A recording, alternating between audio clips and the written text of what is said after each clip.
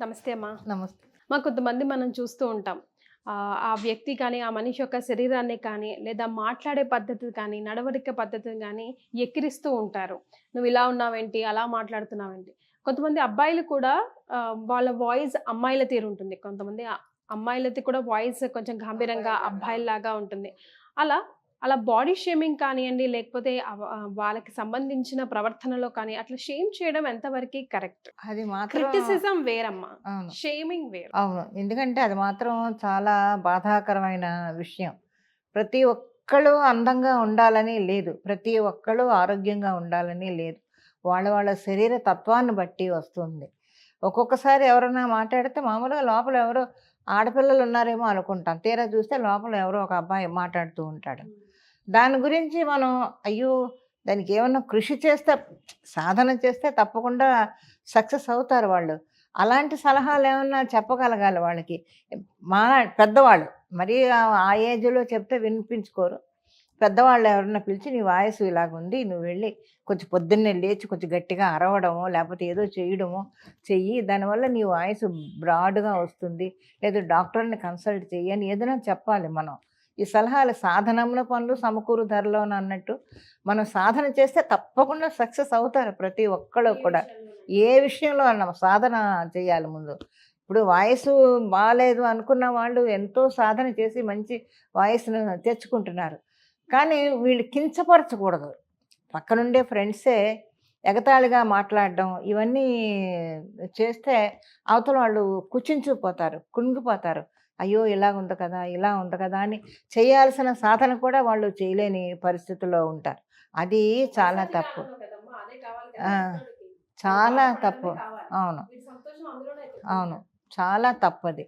ఎందుకంటే ఎదటవాడిని గౌరవించాలి. ఎదటవాడి తప్పుల్ని మనకి తెలిసినా కూడా ఇది తప్పు అని మనం చెప్పకూడదు. హ్మ్. మనం చూసి చూడనట్టు వెళ్ళిపోతానే అవతల వాడు బావుంటాడు.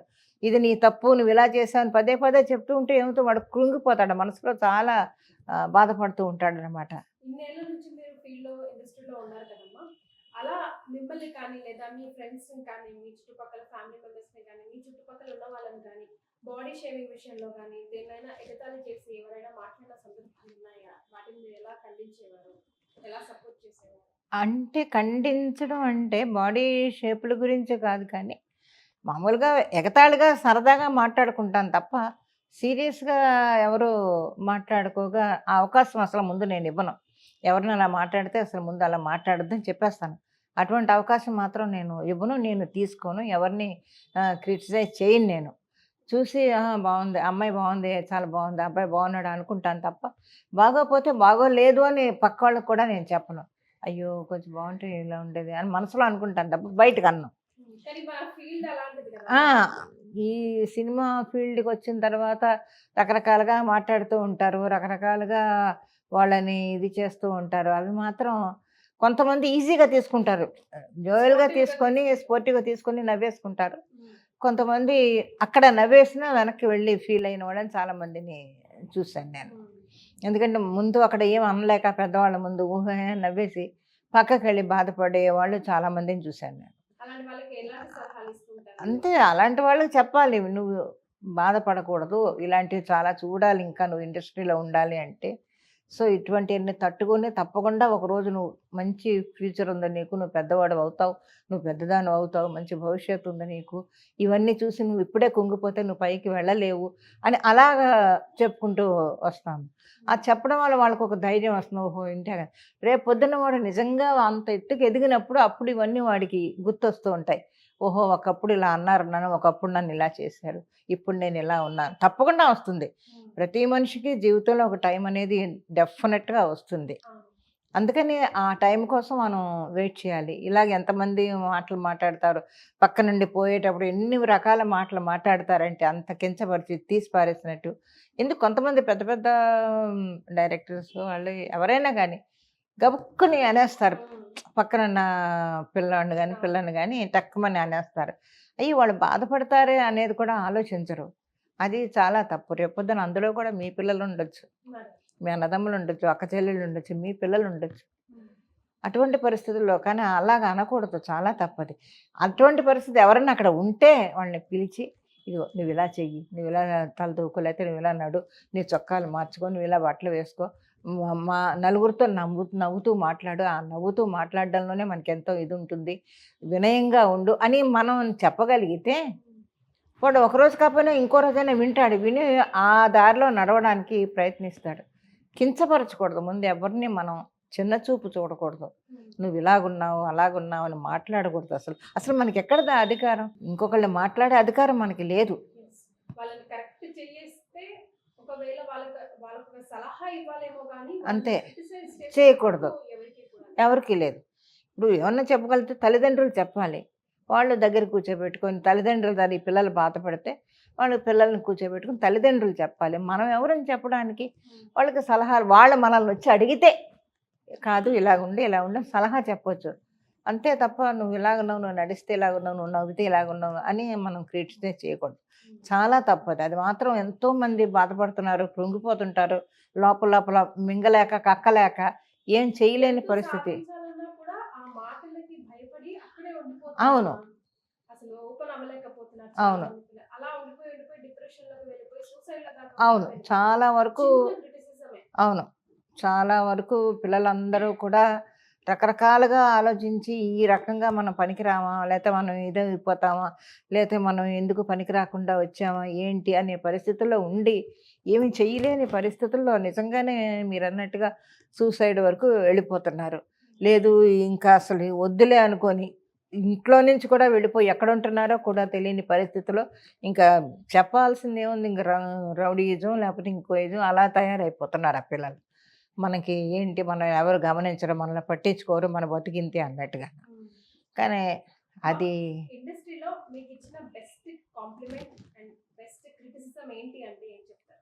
బెస్ట్ కాంప్లిమెంట్ నేను ఎప్పుడూ అది ఎక్స్పెక్ట్ చేయలేదు. బెస్ట్ కాంప్లిమెంట్ అంటే నేను సాగర సంగమం 100 డేస్ ఫంక్షన్లో ఆయన రాజ్ కపూర్ గారు వచ్చి మెచ్చుకున్నాడంట. మార్నింగ్ షూ షో చూసి ఆ రోజు 100 డేస్ ఫంక్షన్లో చూసి అడిగాడంట. మరి డైరెక్టర్ గారు అన్నారు, వేర్ ఈజ్ యువర్ మదర్ అని అడిగాడంట కమల్ని. అడిగితే అప్పుడు ఆయన ఏం చెప్పాడో తెలీదు. స్టేజ్ మీద షీల్డ్ ఇచ్చేటప్పుడు చెప్తున్నాడు రాజ్ కపూర్ గారికి, విశ్వనాథ్ గారు పొద్దున్న అడిగారు కదా ఈవిడ ఆ మదర్ క్యారెక్టర్ అని. అది గొప్ప కాంప్లిమెంటే కదా, అతను గుర్తుపెట్టుకొని మనల్ని అడగడం అనేది. ఇంక ఈ చిన్న చిన్న క్రిటిసిజన్స్ చాలా ఉన్నాయి. ఒకటి కాదు, రెండు కాదు. ఒకటి చెప్పండి అమ్మ మరి. ఏమో మరి అంటే నేను పిల్లలకి ప్రోత్సాహంగా ఉంటుంది ఆ, చూసావా? అలాంటి క్రిటిసిజం కూడా ఎదుర్కొని ఇక్కడ నిలబడ్డారు ఈ రోజు అవును. పిల్లలు. ఎందుకంటే ఎప్పుడూ కూడా ఒకసారి నన్నైతే నాకు తెలియదు. నాకు మామూలుగా కుర్చీలో కూర్చుంటేనేంటంటే నేను ఇప్పటికీ అదే అలవాటు. కాలు మీద కాలేసుకొని కూర్చుంటాను. అది ఈ కాలు నొప్పులు ఉంటాయి కదా, అవి తగ్గిపోతే చిన్నప్పటి నుంచి నాకు అదే అలవాటు. కుర్చీలో ఎక్కడ కూర్చున్నా కాలు మీద కాలేసుకొని కూర్చుంటాను. ఎక్కడో ఒక తమిళ సినిమా ఒక చిన్న వేషం వెళ్ళానన్నమాట. అంటే బిగినింగ్ ఇంకా నేను ఒక స్టార్ అవ్వలేదు. స్టార్ట్ ఆ, చేశారు. వెళ్ళి సెట్‌లో కూర్చున్నాను. మామూలు ఇనప కుర్చీలు, మడత పెట్టే గాడ్రేజ్ కుర్చీలు ఉంటాయి కదా, అలాంటి కుర్చీలున్నాయి. కూర్చున్నాను. మామూలుగా కాలు మీద కాలేసుకొని కూర్చుంటే డైరెక్టర్ చూసాడట, నాకు తెలీదు. పిలిచి మేనేజర్ వచ్చి, "అమ్మ మీరు బయటికెళ్ళి కూర్చోండి" అన్నాడు. ఏంటన్నాను. "డైరెక్టర్ గారు ఉన్నారు, మీరేమో కాలు మీద కాలేసుకొని కూర్చున్నారంట." సరే అని వచ్చేసాను. అలాంటివి చాలా జరిగేవి. ఒకటి కాదు, రెండు కాదు, ఎన్నో పడి పడి పడి పడి ఈ స్టేజ్‌కి వచ్చాం. అవును. That's very important. హ్మ్. ఇలాంటి చిన్నది కావచ్చు కానీ మనసులో మనకు ఎంత కలుపుంది అవును, ఎంత కలుపుమనిపించుంటుంది. అవును. అరే, ఛీ బాధపడ్డాను నిజంగానే. అయ్యో! మనం చేసిన తప్పేంటిది? మన తప్పు కాదు కదా ఇది. అది అలవాటు అంతే. disrespect అనుకున్నాడు అవును. ఆయన. అది తప్పు కాదు. ఇప్పటికీ మామూలుగా కూర్చుంటే కాలు మీద కాలేసుకునే కూర్చుంటాను. ఎవరు వస్తున్నారు, ఎవరు వెళ్తున్నారని కదా. మామూలుగా ఇలా కూర్చోలేను నేను కాసేపు. కాళ్ళు నొప్పులు వచ్చేస్తున్నట్టు ఉంటాయన్నమాట. నాకు అది అలవాటు. అలాగా ఏదన్నా చిన్నది ఎవరన్నా అన్నా కూడా ప్రస్తుతానికి బాధపడినా కూడా తర్వాత దాన్ని మనం సర్దుకుంటూ వెళ్ళిపోతే జీవితంలో తప్పకుండా పైకి వస్తాం మనం. అదే పట్టుకొని కూర్చుంటే మనం ఇక ముందుకు వెళ్ళలేము అసలు. వదిలేయాలి. విన్నాం, సరేలే అనుకొని వదిలేసి ఇంక ముందుకు వెళ్ళిపోతూనే ఉండాలి. లేకపోతే అసలు ఎదగలేము మనం. Well said అమ్మా.